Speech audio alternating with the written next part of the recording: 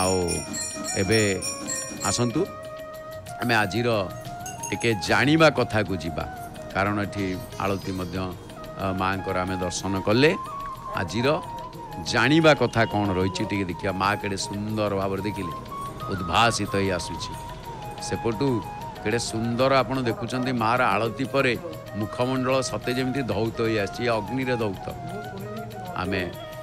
अरे हे तो दीटा बेणी पकई छाट बाणी हाँ ये हसुनु खुशी रोनु भारी गेला झीटा तेबे आसतु आमे आजिर जानिबा कथारे माँ भद्रदायिनी बोली क्या कह जाए बढ़िया कथा माँ भद्रदायिनी जो माँ को गोटे बढ़िया कथा माँ दर्शन जड़े होती भद्र जड़े होती भद्रा भद्र किए श्रीमंदिर रे आम दी जन को पाइबा जड़े भद्र जड़े भद्रा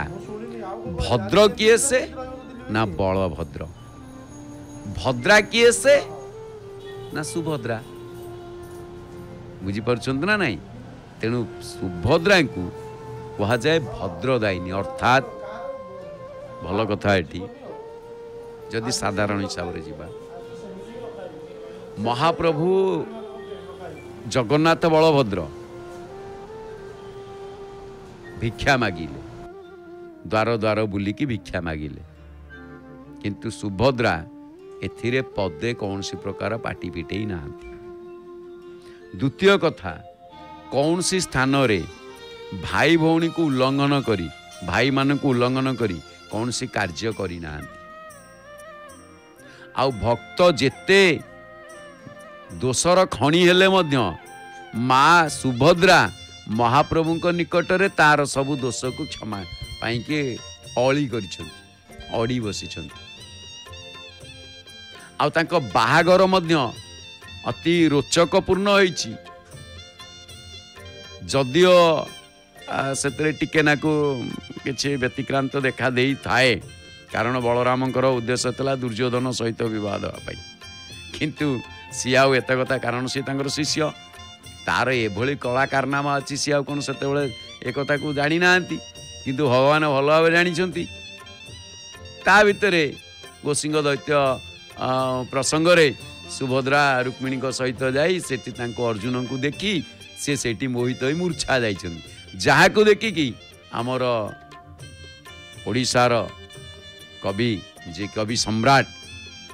उपेन्द्र भंज कलम करछन्ती जहा को ग्रंथ जार नाम सुभद्रा परिणय आ सुभद्रा परिणय लेखिले मध्य से सर्वप्रथम जगन्नाथ कथा को आग आरंभ करछन्ती श्रीक्षेत्र कथा को आरंभ करछन्ती जहाँकर कथा से सिंधु तटे श्री पुरुषोत्तम क्षेत्रराज साधु जने अच्छी तई अनेक आश्चर्य से भूमि प्रवेश ब्रह्म हत्या दूर करे साक्षात होइछि कपाल मोचन यही प्रसंगरु सुभद्रा परिणयर ग्रंथ अयम आरंभ एपटे बड़ देउल आपण देखुचंती तेणु जी अति भद्रदायिनी जय भद्रे त्वम सुभद्रे बोली जहाँ को कहा जाए श्लोक पाठ करा जाए तेणु उत्तम भद्रदायिनी खाली भद्रदायिनी नुह खाली भद्रमाई तो आम समस्ते कथा हो कई कौन अभद्रामी कथबार्ता हो ऑफिस रे काम करे जी जो काम करे किए से कई अभद्रामी कथा होना कि भितर उत्तम भद्रदायिनी माँ हूँ जय भद्रे त्वम सुभद्रे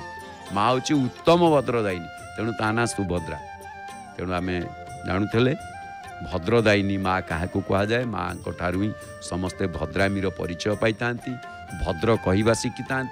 सदाबले नम्र हुओ भद्र हुओ आउ प्रभु भजन रे लिप्त रुह ये आम आज कथा प्रभु वस्तु को सांग करवा एवं आसतु शुणा सुनामधन्या कंठशिल्पी नमिता अग्रवाल भावपूर्ण कंठरे भावमय सुमधुर सावलील भावपूर्ण भजन। जय जय श्री जगन्नाथ जय जय श्री जगन्नाथ।